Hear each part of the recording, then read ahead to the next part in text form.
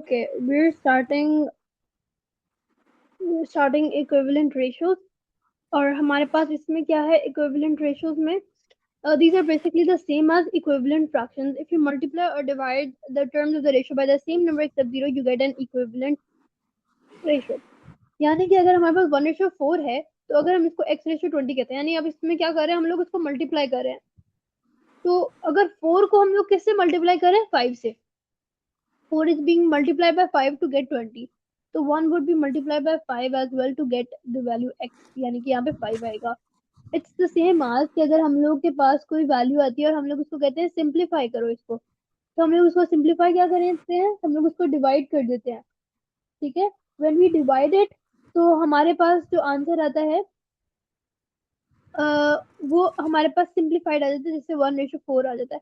Exactly अगर हमारे पास 24,54 है, ठीक है, तो वी वुड सिंप्लीफाई इट। लाजमी नहीं है हम इसको डायरेक्टली ऐसे वैल्यू से करें कि वो बिल्कुल सिंप्लीफाइड वैल्यू आ जाए। कभी कभार ऐसा होता है कि इतनी ज्यादा सिंप्लीफाइड नहीं आती। जैसे लेट्स से मैं देख सकती हूँ दोनों 2 से डिवाइड होती हैं, तो I'm gonna divide by 2.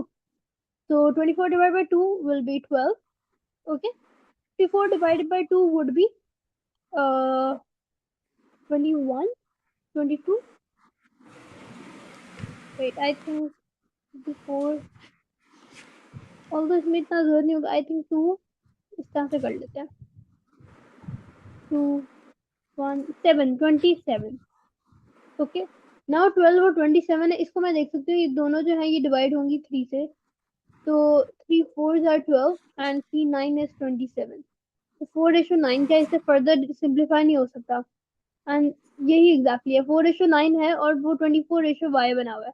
तो 4 को किसी से मल्टीप्लाई किया, 4 को 6 से मल्टीप्लाई किया तो 24 आया। तो 9 को भी हम लोग 6 से मल्टीप्लाई करेंगे तो 54 आएगा। इस तरह से ये काम किया जा रहा है। और अगर आपके पास दूसरा मेथड ये है, एक तो हम लोगों ने इस तरह से बेसिक देख लिया ना, दूसरा ये है कि जो हमारे पास रेशियो है ना, अगर 1:4 है तो इसको 1/4 लिख लो और उसको इक्वल कर लो। x/20 है तो उसको x/20 कर लो। आई थिंक ये भी बहुत एक अच्छा इजी मेथड है। तो आप इसको इजीली यहाँ पे 1 को यहाँ पे 20 से मल्टीप्लाई कर सकते हो। तो 20/4 इज 5, तो x की वैल्यू 5 आ गई। Both of the methods are equally correct, कुछ भी यूज किया जा सकता है। This is something more visually understandable. इसमें हम लोग इस तरह से वर्किंग नहीं शो करा सकते, it's all in the head. तो आई वुड रिकमेंड कि अगर हम लोग इसको रिटर्न कर लेंगे तो, या मतलब अगर फ्रैक्शन में बना लेंगे तो इट वुड बी बेटर। तो लेट्स से इसमें से I think I am gonna highlight a few जो कि मैं करा देती हूँ। Let's do this one, her line में से एक कर लेते हैं। इसमें से हम लोग 1:5 वाला कर लेते हैं आई थिंक।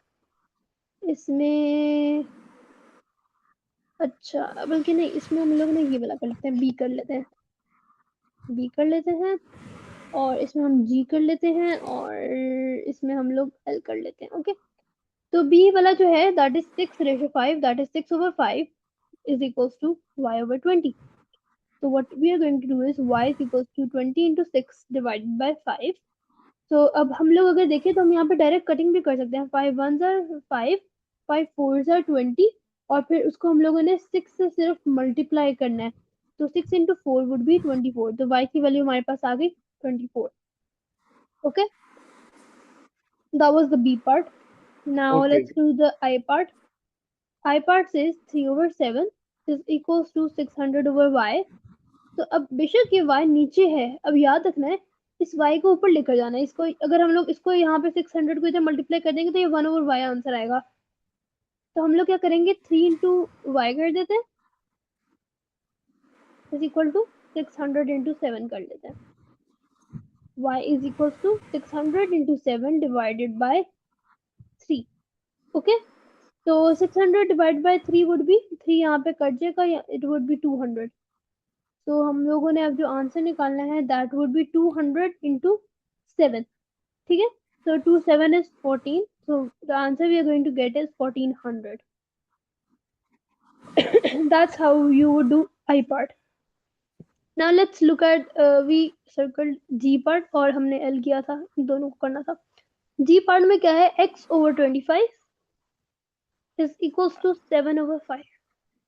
तो हम इसमें क्या करेंगे, x is equal to 7 into 25 over 5.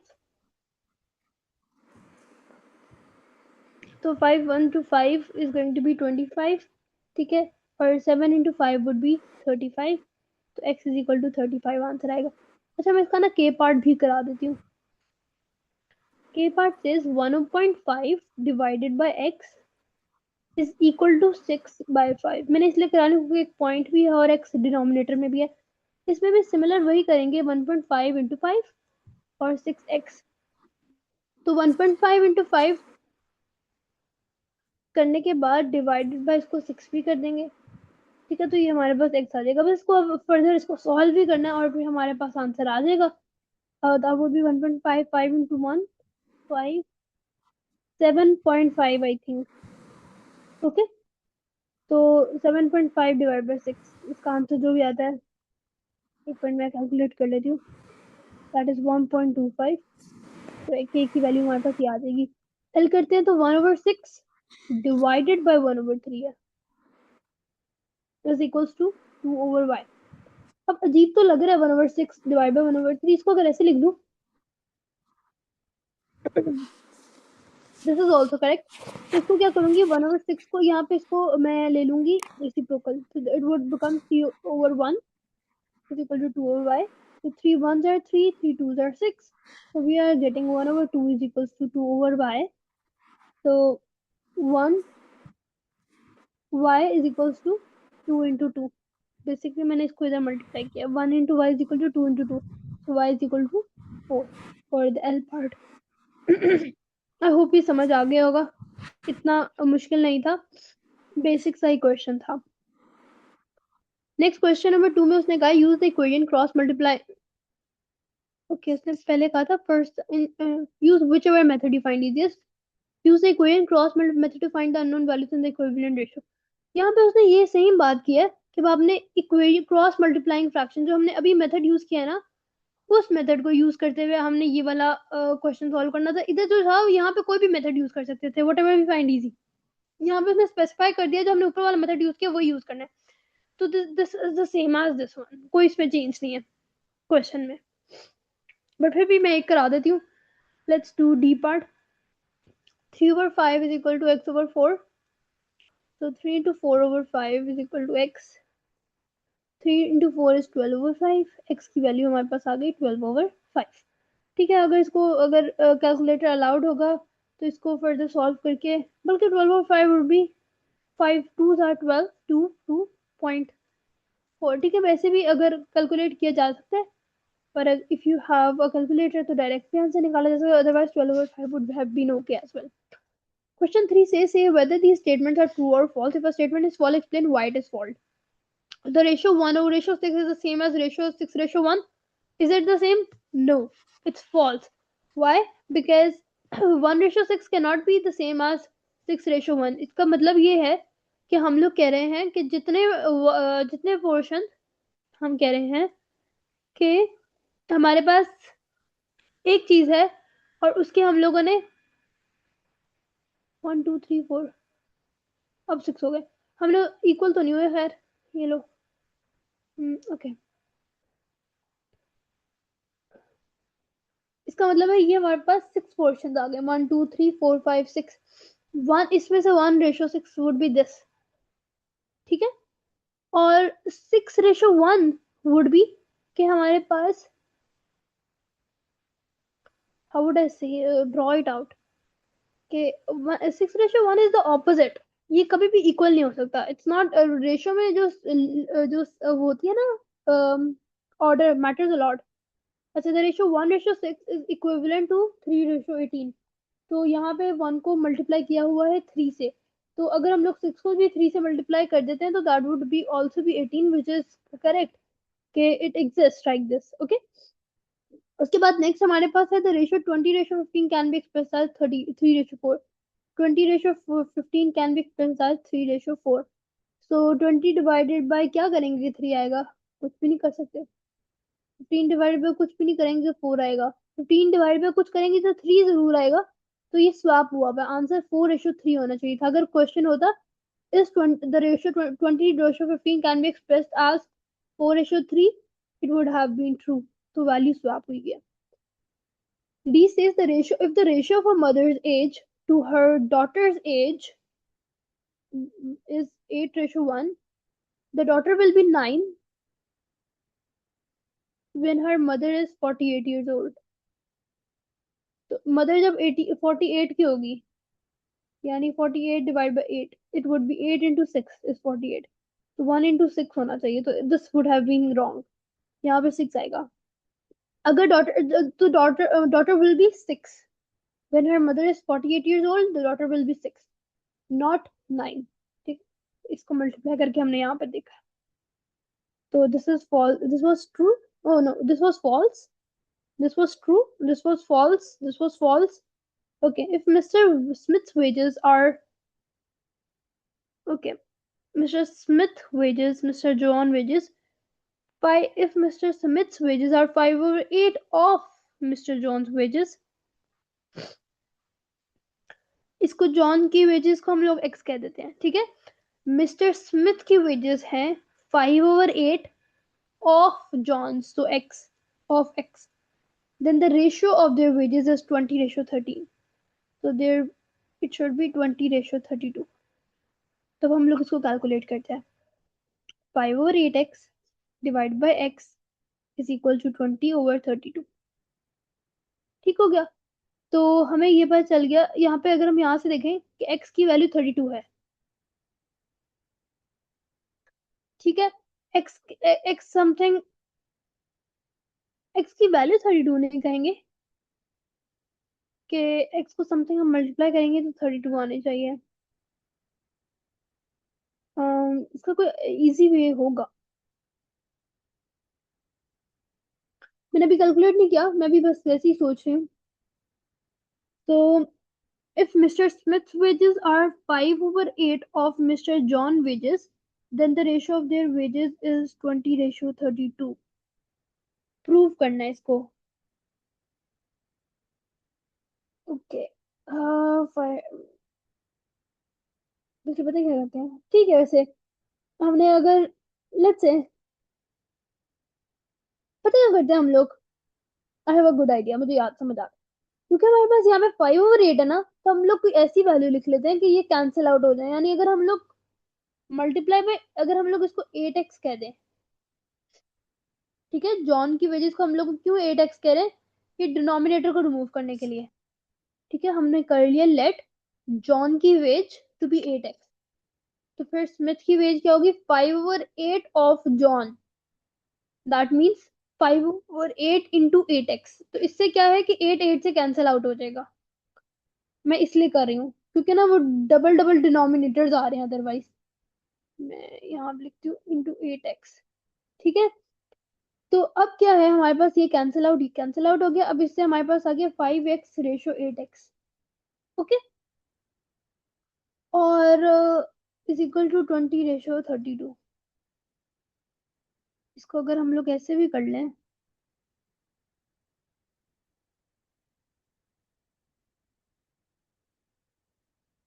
(32 into 5x is equals to 20 into 8x. तो 32 into 5 would be 160x, और 20 into 8x would be 160x as well. Definitely equal है. ओके, क्योंकि अब दोनों की तरफ इक्वल वेजेस आ रही हैं, its equivalent on both sides. तो दैट मीन्स कि दिस इज इक्वल. ये हमारे पास इनकी रेशियो जो है is correct. It's true. True. Okay, but one more thing, अगर इसको देखा जाए इस तरह भी देखा जा सकता है कि 5 को हम किससे मल्टीप्लाई करें, 5 को हम लोग 4 से मल्टीप्लाई करेंगे तो वी वुड गेट 20. और हम लोग 8 को भी अगर 4 से मल्टीप्लाई करेंगे तो वी विल गेट 32. तो हम लोग ये भी तो कह सकते हैं इंस्टेड ऑफ x इट्स 1. तो 5 को अगर हम लोग x को सपोज कर देते हैं टू बी 1, तो it would be 5/8 is equal to 20/32. And we can say that 5 into 4 is 20 and 8 into 4 is 32. So this is definitely true. Question number 4, 5, 6, 7. Okay, let's do them. Question number 4 says an alloy is a mixture of metals, most of the gold used in jewelry is an alloy of pure gold and other metals which are added to make the gold harder. Pure gold is 24 carats, so 18 carat gold is an alloy of gold and other metals in the ratio 18:6. In other words, 18 ratio 24 parts pure gold and 6 over 24 other metals. A jeweler makes an 18 carat gold alloy using 3 grams of gold, pure gold. What mass of other metals does she add? Okay, there is so much information to look at and understand it before jumping into the solution. सबसे पहले उसने हमें कहा है कि हमारे पास alloy क्या है? It's a mixture of metals. तो मोस्टली जो गोल्ड है that is use in jewellery as an jewellery is an alloy of pure gold. तो जो गोल्ड हम लोग यूज करते हैं वो प्योर गोल्ड का अलॉय होता है एंड अदर मेटल्स जो कि गोल्ड को हार्ड करते हैं. तो प्योर गोल्ड उसके अंदर 24 कैरेट होता है, so 18 carat gold is an alloy of gold. अच्छा, तो उसकी 18:6 आएगी, यानी कि हमारे पास जो वैल्यूज आएंगी that would be in the 18:6 कि 18 जो है वो हमारे पास प्योर गोल्ड आ रहा है. ओके और जो हमारे पास अदर मटेरियल्स है ना जो कि गोल्ड को हार्डर कर रही हैं जो ज्वेलरी में यूज हो रहा है दैट इज 6. तो 18 और 24. अच्छा, अब ज्वेलर ने 18 कैरेट गोल्ड बनाना है. ये 24 कैरेट्स का था, अब उसने 18 कैरेट्स का बनाना है using 3 grams of pure gold. What mass of other metals does she add? Okay,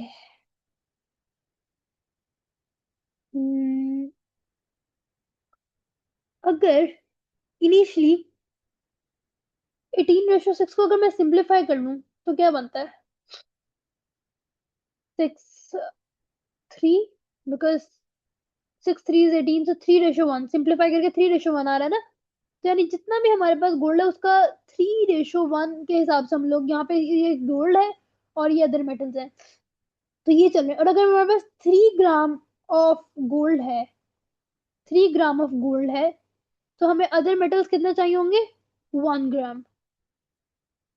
so 1 gram of gold. B says an 18 carat gold chain contains 4 grams of pure gold. 18 carat gold chain में 4 grams of pure gold है. How much other metal does it contain? तो अगर हम लोग 3:1 ही लेकर चले, same ratio है ना, तो अब इसको क्या चाहिए? 4. ओके, तो अब हमारे पास क्या होगा? हमें चाहिए 4 grams ऑफ गोल्ड. तो हमारे पास ये x हो जाएगा. That would be 3/4 is equals to 1/x. तो x फाइंड आउट करने के लिए हम लोग क्या करेंगे? 3 into x is equal to 4. तो x हमारे पास आएगा 4/3 which is 1.33 grams. So that would be the answer for B part. Next C part में उसने कहा है what is the ratio of gold to other metals in 14 karat gold. तो अगर हमारे पास गोल्ड के पार्ट्स जो हैं दैट इज 14 कैरेट्स, ठीक है. अदर मेटल्स वुड बी 24 क्योंकि टोटल 24 कैरेट्स है ना. 24 minus 14 दैट वुड बी 10. तो अब हमारे पास जो रेशियो है दैट वुड बी 14 क्योंकि 14 कैरेट गोल्ड ही उसने कहा ना. Ratio of gold to other metals in 14 carat gold. तो 14 carat gold would be 10, 14:10. Okay, so 14:10 if we simplify that would be 2 से डिवाइड कर लेते ना, तो 7:5. तो हमारे पास रेशियो जो आ रही है इसकी that is coming to be 7:5. Okay, next question में उसने हमसे कहा what is the ratio of gold to other metals in 9 carat gold. अब 9 कैरेट गोल्ड है, अदर मेटल्स निकालने के लिए क्या करेंगे? 24 minus 9 we would get 15. So the answer that we are going to get is 9:15. इसको सिंप्लीफाई करते हैं डिवाइड बाय 3 करके, तो that we would get 3:5 to be the answer for question number 4. Question number 5 says an alloy of 9 carat gold contains gold, copper, zinc, silver in the ratio. तो हमारे पास ये gold है, ये copper है, ये zinc है, and then this is silver.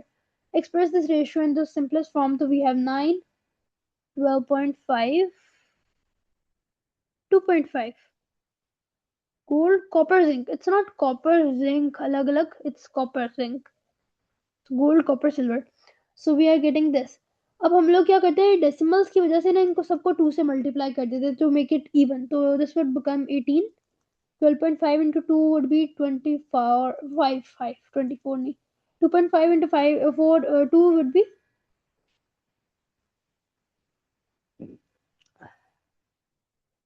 2.5 into 2 would be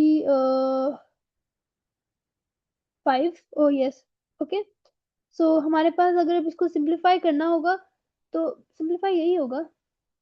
ठीक है, यही हमारे पास आंसर आएगा. सिंपलेस्ट फॉर्म यही है इसकी. How much silver?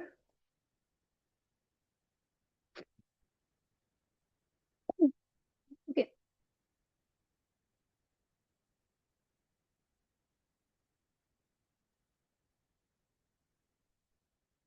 1 second. Okay, B part says how much silver would you need if your alloy contained 6 grams of pure gold? Okay, अगर हमारे पास 6 grams of pure gold होता, हमें हमारे पास रेशियो जो थी वो that was 18:25:5. तो गोल्ड के पार्ट्स, सिल्वर के पार्ट्स और गोल्ड के पार्ट्स कंपेयर किया जाए तो वी हैव 18:5. ओके, तो मैं इसको यहाँ पे सेपरेट भी करके लिख लूँ. Can we simplify it further? I don't think so. Anyways, so अगर हम लोगों ने इसकी प्रोपोर्शन निकालनी होगी तो दैट वुड बी 18:5. अब अगर हम लोगों ने 6 ग्राम्स ऑफ गोल्ड देखना है, ठीक है, मैं इसको ना इस तरह से करके लिखती हूँ फ्रैक्शन में. तो 18/5. तो ये हमारे पास गोल्ड है, ये हमारे पास सिल्वर है. अब हम लोगों ने 6 ग्राम्स ऑफ गोल्ड को देखना है. तो अगर हम 18 की जगह 6 लिख देते हैं, या मैं यहाँ पे लिख देती हूँ, मतलब ग्राम गोल्ड के सामने ही ना मैंने यहाँ पे 6 लिख दिया. और सिल्वर अब हमने बताना है वो कितना होगा. That would B x. तो हमारे पास 18 into x is equal to 6 into 5. x is will be 6 into 5 over 18. That would be 30 over 18. And this would simplify to be 5 over 3 grams. ठीक है, तो जो भी इसका आंसर आएगा in the fractions, that would be the answer for this part. Okay, कितने grams? 5 over 3 grams. How much copper, zinc? C part says how much copper, zinc would you need to make a 9 carat alloy using 3 grams of pure gold? अच्छा, अब इसके अंदर क्या है, हम लोगों ने प्रोपोर्शन सेट करना है. हमारे पास गोल्ड ओवर कॉपर जिंक है, तो 18/25. और अगर हमने उसने हमें कहा है 3, हमने sorry 3 grams of pure gold use करना है, तो हम लोग 3 लिखेंगे over copper zinc. Copper zinc हमने बताना ना कितना यूज हो रहा होगा. तो 18 into copper zinc is equal to 3 into 25. तो copper zinc would be 3 into 25 over 18, and whatever the answer you're going to get, that would be the answer in grams. Okay. Question number 6 says an epoxy glue comes in 2 tubes, red and black, which have to be mixed in the ratio 1:4. So this is red and this is black. If Petrus measures if Petrus measures 5 milliliter from the red tube, how much does he need to measure from the black tube? तो अगर उसको literally हमारे पास 1:4 है, that's red tube, that's black tube. अगर red tube में 5 है तो फिर इसमें कितना होगा? Simply 5 into 4, that would be 20 milliliter.